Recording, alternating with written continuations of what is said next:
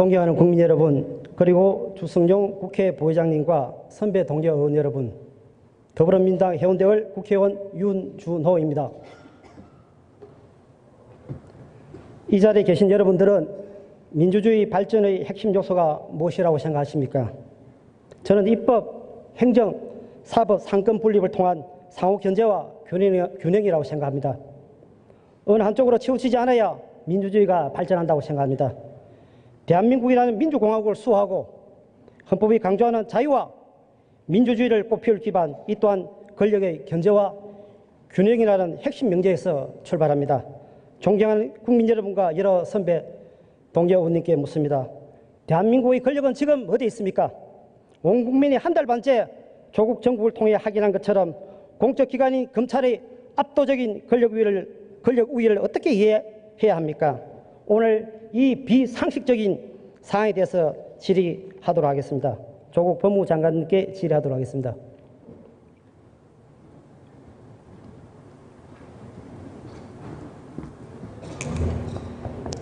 수사권과 기소권을 독점한 검찰의 무소불위 권력을 누구보다 실감하는 시간을 보내시고 계시는데요. 월요일 날 11시간 동안에 압수수색을 했던 그 상황이 어떻게 알았는지 그 상황에 대해서 좀 더 자세하게 좀 설명을 좀 부탁드리겠습니다. 출근을 했고요. 출근하고 얼마 있지 않아서 제 처로부터 전화가 왔습니다. 그래서 압수수색이 들어왔다라고 해서 협력하라라고 얘기를 했고 제 처가 이제 변호인을 부르겠다 그래서 그렇게 하는 게 좋겠다 이렇게 얘기를 했습니다. 그래서 모든 절차에 협조를 했고요. 저는 뭐 그 관련해서 압수수색에 관련해서 일체 무슨 지휘라거나 간섭을 하지 않았습니다. 예. 전혀 그 압력을 못 넣기 때문에 11시간 동안에 지금까지 한 번도 하지 않은 11시간 동안 개인의 집도 그렇게 하지 않았는데 장관 집을 탈탈 털었다고 생각을 합니다. 장관이 형법 제126조에서는 피해 사실 공표에 관해 3년 이하 징역 또는 5년 이하의 자격정지에 처할 수 있다고 규정하고 있습니다. 그렇다면 장관님, 피해 사실 공표는 범죄입니까 아닙니까? 형법상 범죄입니다. 그런데 대검찰청 자료에 따르면 피해 사실 공표 사건은 지난 2007년부터 2018년까지 388건 접수됐지만 검찰 기소는 0건입니다. 따라서 처벌도 0건입니다.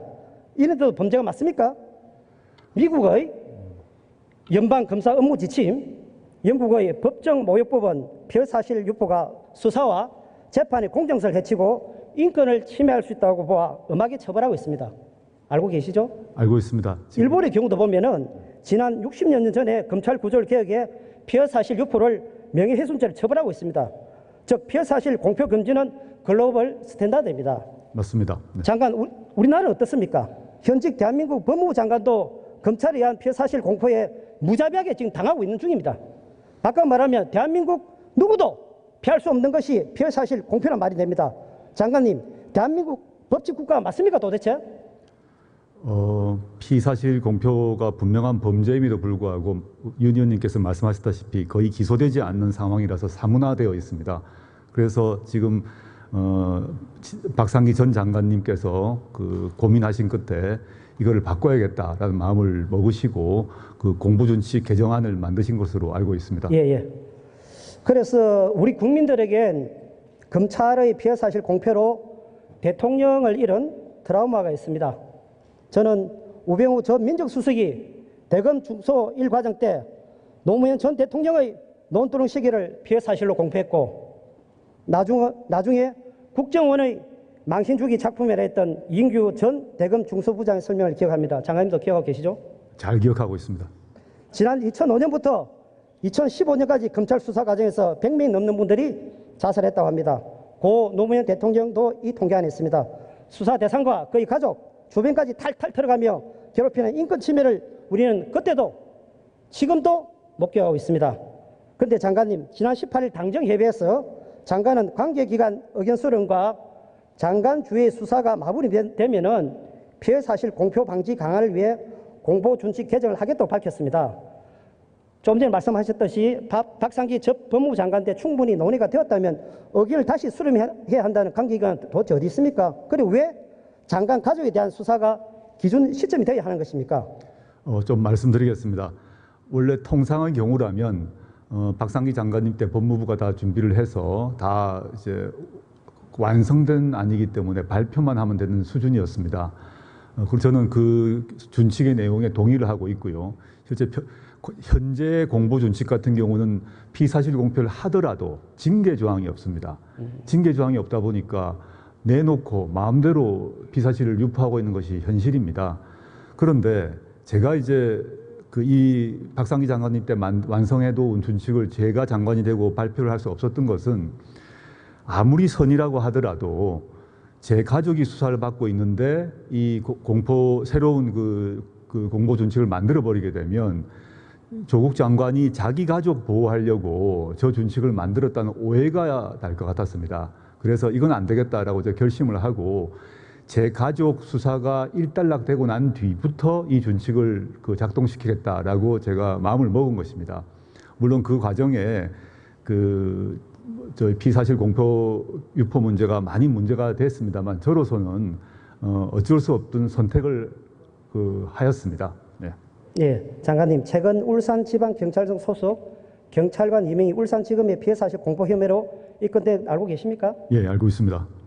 경찰이 피해사실 공표 기준을 협의를 통해 논의하자고 제안했으나 검찰은 법무부 소관에 거부했습니다. 자신들은 지키지도 않는 기준을 갈등의 칼로 사용한 것입니다. 검찰이 필요할 때만 들이대는 잣대가 피해사실 공표입니다. 과연 법질서를 바로 세우는 역할을 검찰이 하고 있다고 생각하십니까, 도대체? 저 답드리기 좀 곤란합니다. 근데 지금 피의사실 관련해서 이 공보 준칙 문제는 조만간 저의 가족 수사가 일단락되지 않겠습니까? 그러면 그 기간 전까지 의견 수렴을 하고요. 일단락되는 그 이후에는 가능한 빠른 시간 내에 이 준칙을 발표하도록 하겠습니다. 그래서 향후에 피사실 공표가 이렇게 남발되지 않도록 강력한 조치를 해야 된다는 생각입니다. 그리고 그 과정에서 경찰의 입장도 수렴돼야 된다고 봅니다. 왜냐하면 피사실 공표를 하는 쪽이 수사기관이 다 하고 있는 거라서 검찰은 물론이고 경찰 경우도 한번 점검을 해봐야 된다는 생각이 들고 경찰청장님이나 경찰청장의 상위기관인 행안부 장관님 등과도 논의를 하고 의견 수렴을 할 생각입니다. 네, 현 검찰총장의 검찰 조직은 어떻습니까? 검찰에 있어야 할 장관 딸의 학생부 기록을 야당 의원이 공개합니다. 임원정 검사가 고발한 전 현직 검찰 고위 간부 직무유기 사건, 검찰은 4달 동안 피고발 조사도 아예 안 했습니다. 피해 사실 공표를 일삼고 제19 감사기 일삼는 검찰의 모습, 수십 년간 변하지 않는 구태 검찰의 모습 그 자체라고 생각하는데 어떻게 생각하십니까? 제가 그 점에 있어서는 법무부 장관으로서 평가를 하긴 조금 곤란합니다. 대신 향후 의원님 말씀을 유념을 하고 실효성 있는 개선안을 만들어서 집행하도록 하겠다는 말씀만 드리겠습니다. 장관님, 장관 가족도 피해 사실 공표로 인권 침해를 받는데 일반 국민들은 검찰 인권 침해 얼마나 많겠습니까?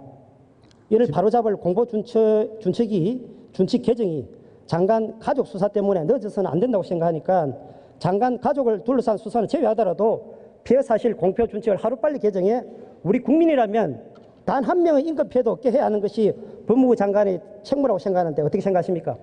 예, 지금 말씀하신 대로 사실 제 가족 문제만 아니라면 신속히 시행을 해야 된다고 생각합니다. 그래서 의원님 말씀대로 지금 의견 수렴 과정을 좀 서둘러 가지고 발표하고 시행할 수 있는 시간을 당기도록 노력을 하겠습니다. 예, 장관님, 지난 4월 국회 패스트트랙 충돌로 109분의 여야 국회의원이 경찰의 조사 대상이 되었습니다. 그런데 경찰이 조사 중인 사안을 기소, 불기소의 의견도 없이 남부지검이 사건을 가져갔습니다. 이것도 장관 임명인에 맞춰 벌어진 일인데 구체적인 내용을 알고 계십니까? 저는 전혀 모르고 있습니다. 네. 검찰은 신속한 수사를 위해 가져갔고 인원도 보강했다고 합니다. 현재 피고발인 121명, 현재 의원 109명에 대한 수사 인원은 지금 혹시 얼마나 되고 알고 계십니까? 정확한 수는 모르겠습니다만 다시 한번 말씀드리면 제가 아는 바로는 일단 신속 처리한 건 고소고발 사건 경우 검찰과 경찰이 수사 일정에 따라 협의한 것으로 일단 알고 있습니다. 그래서 검찰에서 그냥 가져간 건 아닌 것 같고요. 경찰하고 협의해서 가져간 걸로 알고 있고 현재 지금 남부지검 공공수사부에서 전담을 해서 지금 하고 있는 것으로 알고 있습니다. 정기국회 중이라 국회의원을 출두시킬 별다른 방안이 없는데 검찰은 정기국회 시작과 맞춰 사건을 가져왔습니다. 제대로 수사를 할 수 있는 정기국회 시작 이전에는 가만히 있더니 불체포 특권 시간에 맞춰 사건을 가져간 현 상황이 이상하지 않습니까? 저는 정치적 고려 없이 그 패스트트랙 고소고발 사건이 처리되어야 한다고 믿고 있습니다. 정기국회에 맞춰 사건을 가져가 패스트트랙에 지정된 계획법안을 흔들겠다는 것이라고 저는 생각합니다. 본 의원은 검찰이 말하는 적극적 수사 의지란 명분보다 수사가 유야무야 되길 바라고 선거 국면까지 사건을 끌어안고 있으려는 시도로 해석이 가능하다고 봅니다. 작심하고 의회주의를 흔드는 정치 검찰의 행태가 아닌가 하고 의심을 해봅니다. 국회를 옥죄고 검찰 개혁법안 처리를 무마하려는 시도를 막아야 합니다. 장관께서는 수사 지휘권을 발동시켜 엄정한 수사가 되게 해주십시오. 이거는 특정 정당의 유불리를 챙겨달라는 것이 전혀 아닙니다. 검찰의 꽃놀이표로 전락한 국회를 막아달라는 뜻입니다. 검토해 보시겠습니까? 저는 패스트트랙 관련 고발 사건 같은 경우에 있어서는 검찰에서 일체의 정치적 고려 없이 법과 원칙, 증거에 따라 엄정하게 처리해야 된다고 생각하고 있습니다. 예, 국무총리님께 질의하겠습니다.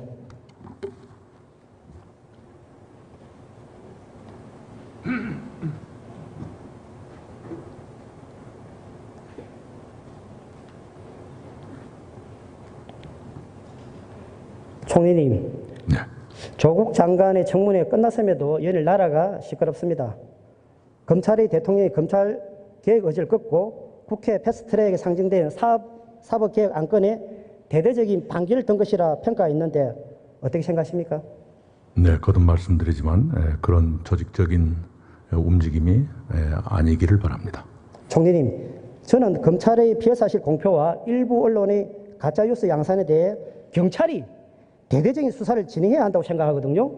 그동안 검경 수사권 분리에 대한 많은 의구심들이 있지만 검찰의 권한을만 있던 경찰이 주도적인 수사의 실력을 보여주지 못한 측면도 있지 않습니까? 검찰의 명백한 피해사실 공표를 누군가는 수사를 해야 되는데 검찰은 기소가 영건이라 맡길 수 없는 상황입니다. 일부 언론의 가짜뉴스 양산도 마찬가지입니다. 당특위에서 가짜뉴스 제보를 받은 결과 조 장관 임명일이 9일을 전후해 5일에서 11일까지 가짜뉴스 접수가 413건으로 확인되었습니다. 총리님, 검찰의 피해사실 공표와 일부 언론의 가짜뉴스 보도라는 명백한 불법을 온 국민이 지금 인지하고 있는 중입니다. 수사하는 것이 맞지 않습니까? 이제 검찰이 몹시 부끄럽게 생각해야 될 일이지요. 예를 들면 검찰의 피의사실 공표를 경찰에 고소해서 경찰이 조사하게 되는 일도 최근에 있었고요. 또 바로 그저께는 현직 검사가 검찰 내부의 잘못에 대해서 문제 제기를 했는데 전혀 움직이지 않으니까 현직 검사가 경찰한테 고발하는 이런 일도 생겼습니다. 이런 부끄러운 일은 검찰 스스로 자정할 필요가 있지 않는가. 검찰을 위해서라도 그런 안타까운 생각이 듭니다. 아까 의원님 말씀 주신 대로 경찰에 그것이 고소가 됐거나 고발이 됐다면 수사하는 것이 당연합니다만은 현실에서는 일정한 한계가 있을 수 있다고 생각합니다. 이 문제가 빨리 제도화되고 검찰 스스로도 그동안의 관행을 바로잡는 그런 대대적인 자기 개혁이 필요하지 않는가 생각을 합니다. 예, 총리님, 수도권 1급 체제를 탈피하고 국토 균형 발전과 침체된 동남권 지역 경제 활성화를 위해 대통령께서는 동남권 관문공항 건설을 공약했습니다. 국토 균형 발전을 위한 대통령 공약에서 출발한 국가 정책이라면 적극적 판단을 수반하는 건 당연하겠죠. 하지만 현재 총리실에서 진행되는 동남권 관문공항 논의는 기술 검증만 있지 정책적 협의 그리고 논의가 전혀 불가능한 상황입니다. 부단체장급의 참여하는 실무협의가 2회 정도 열렸는데요. 국무조정 2차장, 부단체장님 모인 자리에서 검증의 핵심 사항에 대한 합의 그리고 책임있는 정책적 결단도 부재한 상황입니다. 즉 쟁점이 계속 겉돌고 있는 상황입니다. 어떻게 생각하십니까? 우선은요, 총리실이 하려고 하는 검증은 아시는 것처럼 국토부의 이 판단에 대해서 부울경이 문제 제기를 했기 때문에 그런 상태로는 공사를 진척시킬 수가 없어서 어느 쪽 주장이 맞느냐 하는 것을 검증하자 이래서 생긴 것 아니겠습니까? 주로 이제 안전성, 소음의 문제, 확장성 이런 것들이 주된 쟁점인데요. 쟁점으로 나와 있는 것을 기술적이고 객관적으로 검증하는 것이 먼저라고 생각합니다. 그리고 거기에 정책적 판단이나 정치적 판단이 개입되면 굉장히 일의 진척이 어려워질 수가 있습니다. 해서 각 지자체의 정치적 또는 정책적 주장은 충분히 경청하겠습니다. 그런데 처음부터 협의 과정에 그런 일이 끼어들면 일의 진척이 더 어려워질 수도 있다 하는 걸 이해해 주시길 바랍니다. 네.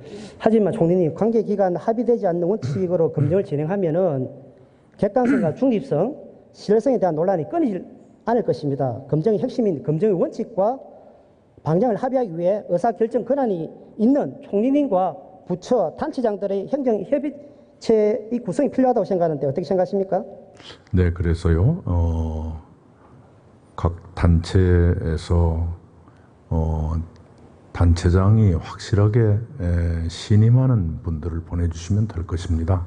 그리고 그분들께 의견 진술의 기회는 드리겠습니다. 그런데 결정의 과정에 그분들이 직접 개입하시면 굉장히 어려운 문제가 생길 수가 있을 거라 이렇게 봅니다. 그래서 함께 그런 고민도 함께 나누고 협의를 해가면서 검증의 절차가 시작이 되도록 도와주시기 바랍니다. 예, 행정협의회가 구성이 필요하다는 부분들을 제가 적극적으로 건의드리고 싶고 좀 적극적 고려를 부탁을 드리겠습니다. 그리고 총리님, 지난 7월 일본의 경제 공세가 시작되었고 온 국민이 한마음으로 나라의 안위를 걱정하고 있습니다. 본의원 최근 빚어진 한일 간의 갈등 근간에 그릇된 역사인식과 사실 왜곡이 자리 잡고 있다고 생각하는데 총리께서는 어떻게 보십니까 지금? 네, 참으로 개탄스럽습니다. 교수님들마저도 우리 역사적인 판정이 끝난 문제에 대해서까지 국민들이 받아들이기 어려운 말씀을 하시는 것이 도대체 어찌된 일인가 참으로 개탄스럽게 생각하고요. 약간의 시간을 주신다면 이 말씀을 드리고 싶습니다. 1965년 6월에 한일 기본협정이 체결됐습니다. 그 6개월 뒤 1965년 12월에 일본 국회가 서둘러서 급히 법률 제144호를 만듭니다. 그 법률 제144호는 이런 조항을 가지고 있습니다. 한국인의 일본국 또는 일본 국민에 대한 재산 권리 이익에 해당하는 것은 그해 6월 22일을 기해 소멸된 것으로 한다는 조항을 특별히 둡니다. 그러니까 기본협정이 체결되고 6개월 뒤에 그런 조항을 급히 둔다는 것은 한국인들의 개인적인 청구권은 소멸되지 않았다는 것이 이미 전제되어 있었던 것입니다. 그것을 일본이 시급히 정리하기 위해서 6개월 뒤에 법을 만들고 그게 일본 국내법입니다. 그래서 만약에 우리의 강제노동 피해자나 성노예 피해자들이 일본 법원에 소송을 제기하면 바로 이 법률 제144호를 근거로 기각을 했댔습니다. 그런데 요즘 일본 지도자들은 말하기를 한국이 국제법에 위반하고 있다라고 말하는데 국제법에 위반하고 있는 것이 아니라 정확히 말하면 일본 국내법 제144호와 다른 얘기를 하고 있고 우리는 옛날부터 똑같은 얘기를 하고 있는 것입니다. 그런데 그런 사정이 있음에도 불구하고 일부 언론 또 학계의 일부에서까지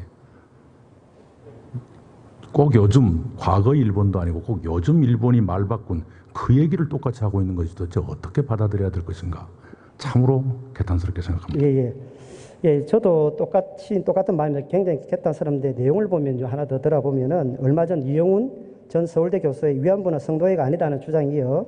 최근에는 자유한국당 전 혁신위원장 유석춘 교수의 위안부가 일종의 매춘이었다. 궁금하면 한번 해볼래요? 등의 발언이 무리를 빚고 있습니다. 유석춘 자유한국당 전 혁신위원장은 학문의 자유라는 미명하에 위안부 피해자들에 대한 2차 가해를 자행하고 학생들에게 교수라는 위계를 이용한 성희롱을 서슴지 않습니다. 또 정대협은 종북 단체라는 주장으로 대법원 유죄 판결을 받은 지만원 씨와 똑같은 주장을 하고 있습니다. 연대 출신 국회의원 중 자유한국당을 제외한 14분의 의원님들이 대학 당국에 징계 조치 촉구를 한 상황입니다. 총리님, 일본 보수의익의 왜곡된 역사인식과 편향된 주장에 동조하는 이런 주장에 대해서는 총리께서는 어떻게 생각하십니까? 저 개인적으로는 참으로 뭐라고 표현하기 어려운 깊은 반감을 느낍니다. 우선은 위안부 문제에 대해서는 바로 직전 일본 외상의 아버지께서 관방장관할 적에 이른바 고노다마를 발표했습니다. 그 고노다마가 위안부들을 모아서 일하게 한 그건 일본군이 그 관리에 일본군이 관여했다는 걸 일본 정부의 공식 입장으로 발표를 하거든요. 근데 그것마저도 한국의 학자라는 분이 뒤집어서 다른 얘기를 한다는 건 도대체 어떻게 받아들여야 될 것인가 라고 생각합니다. 예, 더 큰 문제는 이들의 주장이 다중에 많이 노출된다는 점입니다. 대학 강의뿐만 아니라 유튜브 같은 개인 미디어를 통해 왜곡된 주장을 확산하고 있다는 것을 알고 계십니까? 예, 그 문제도 일정한 울타리를 벗어나고 현행법으로 처리할 수 있는 것이라면 그대로 묵과할 수는 없다고 생각합니다. 방송통신위원회가 들여다볼 필요가 있다고 생각하고요. 아까 그 위안부 문제는 이미 국제적으로도 다 그 사실관계는 공인되어 있고 검증이 끝나 있습니다. 네. 예, 이분들에게는 유명 대학 교수라는 사회적 권위가 있습니다. 일반 시민들은 물론 우리 아이들에게 무비판적으로 수용될 가능성이 높습니다. 심각한 문제라고 본의원은 생각합니다. 총리께서는 각별한 관심으로 이런 주장들이 확산할 제재할 수단을 꼭 마련해야 된다고 생각하는데 네, 그리고 의견 있으면 부탁드리겠습니다. 예, 그리고 우리 학계 또는 대학 내부에서 적절한 조치가 있어야 한다 이렇게 믿습니다. 총리님, 지난 9월 4일부터 6일까지 러시아 블라디보스톡에서 열린 제5차 동방경제포럼이 개최되었습니다. 알고 계시죠? 네. 러시아, 일본, 인도 5개국의 대통령 총리가 참석해 많은 협상, 성과물과 프로젝트들 진행하는 성과가 나왔습니다. 이런 포럼에 대해 국내 참여 기업들은 굉장히 아쉽다고 말을 하거든요. 국제적 행사라 주요 인사를 중심으로 분위기가 조성되는데 경제부총리 참여만은 굉장히 부족했다고 현지에서 그런 이야기가 들립니다. 대통령께서 공약하신 신북방 정책에 대한 재결을 비롯한 사회 각계의 기대가 매우 큽니다. 중요한 국제 행사를 잘 챙겨야 되는데 총리께 특별히 좀 부탁을 드리고자 합니다. 그 다음에 총리님, 우리 정부의 신남방 정책의 중요 의제를 다룰 한아시안 특별 정상회의가 11월에 부산에서 개최됩니다. 현재 김정은 위원장이 올 수도 있다는 이야기가 나오는데 공개할 수 있는 만큼만 조금 설명해 주실 수 부탁드리겠습니다. 네, 두 가지 말씀을 주셨습니다. 하나는 러시아 블라디보스톡에서 9월 초에 있었던 동방경제 포럼에 왜 경제부 총리가 갔느냐 하는 말씀이신데요. 공교롭게도 그 시기에 대통령께서 아세안 순방 중이셨습니다. 그러다 보니까 저까지 국내를 비울 수가 없어서 하는 수 없이 저라도 갔더라면 그런 그 기업인들의 아쉬움이 덜했을 텐데 제가 비울 수가 없어서 경제부총리께 부탁을 드렸었습니다. 기업인들의 활동에는 경제부총리가 가서 꼭 뭐가 덜 됐다 저는 그렇게 보지는 않습니다만 그래도 기업인들의 그런 아쉬움을 충분히 받아들이겠습니다. 그 다음에 두 번째가 11월 하순 부산에서 열리는 한아세안 특별정상회의 그리고 한메콩 정상회의 때 북한 김정은 위원장이 오실 것이냐 현재 논의가 되고 있지는 않습니다. 단지 정보위원회에서 서훈 국정원장이 이러이러한 여러 가지 상황이 된다면 혹시 올 가능성이 있을지도 모르겠다 이렇게 말씀을 한 것 같습니다. 그런데 언론 보도라는 게 좀 압축하는 그 경향이 있어서 그 앞에 붙어 있는 여러 조건을 많이 생략하고 그렇게 보도를 한 것 같아요. 무슨 북미 간의 비핵화 협상이 잘 된다든가 뭐 여러 가지 앞에 전제적으로 붙는 게 많습니다. 현재는 그런 단계일 뿐입니다. 예. 부산은 신북방 정책의 유라시아 횡단철도의 관문 도시로 신남방 정책의 비즈니스 물류 거점으로 도약을 기틀을 마련하는 데 총력을 다하고 있습니다. 정부의 폭넓은 관심과 지원을 부탁드리겠습니다. 예, 우리의 신남방 정책이 과거 정부의 외교 다변화에 비해서는 좀 더 적극화된 것 사실입니다. 그러나 그것뿐만이 아니고 거기에 맞물려서 신남방 국가들, 아세안과 인도 이런 나라들이 아주 비약적인 성장을 하고 있는 그런 시기이기 때문에 우리의 신남방 정책이 효과를 더 내고 있달까 그런 것이 있습니다. 우선 제 숫자가 맞는지 모르겠습니다만 교역에서는 우리 전체 교역의 한 14%, 중국, 미국 다음은 아세안입니다. 건설 수주가 39%, 중동보다 더 많이 네. 동남아에 건설을 하고 있습니다. 관광객이 올해 상반기에 16%, 중국은 점점 비율이 줄어들어도 동남아는 늘어나는, 인도 빼고도 그렇습니다. 우리에게 참으로 중요한 곳이고요. 그 동남아가 커지니까 잘하자 이런 것도 있지만 그동안에 우리가 수출이건 또는 수입이건 또는 다른 뭐건 특정 국가에 지나치게 의존하다가 받게 된 위험 부담이 얼마나 큰가 하는 걸 우리가 뼈저리게 느꼈지 않습니까? 예. 중국에 대해서도 그러하고 일본에 대해서도 그러하고 이런 때 아세안 국가들이 성장을 하고 우리가 그쪽도 다행히 우리와의 협력을 원하고 우리도 그렇게 하고 이런 건 참 좋은 기회라 생각하고 반드시 해야 될 과제입니다. 네. 이번 부산에서 열리는 한아세안 특별정상회의, 한메콩 정상회의가 반드시 성공하고 또 앞으로의 우리 신남방 정책, 우리 경제나 외교에 나아갈 지평의 확대, 그리고 그 도약을 시작한 동남아 국가들과 우리가 함께 번영을 구가하는 그런 시대를 열기 위해서 이번 정상회의는 잘 되도록 충실히 준비를 하겠습니다. 국민 여러분께서도 그 중요성을 이해해 주시고 협조해 주시기 바랍니다. 예, 총리 감사합니다.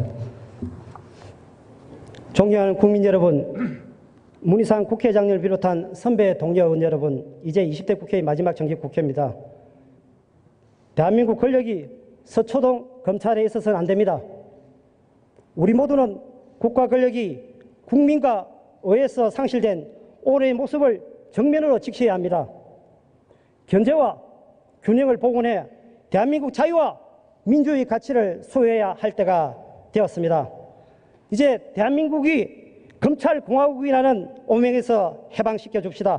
검찰개혁에는 대의를 향해 딱 한 걸음만 나아가는 20대 국회를 꼭 만들어 봅시다. 경청해 주셔서 정말 감사합니다.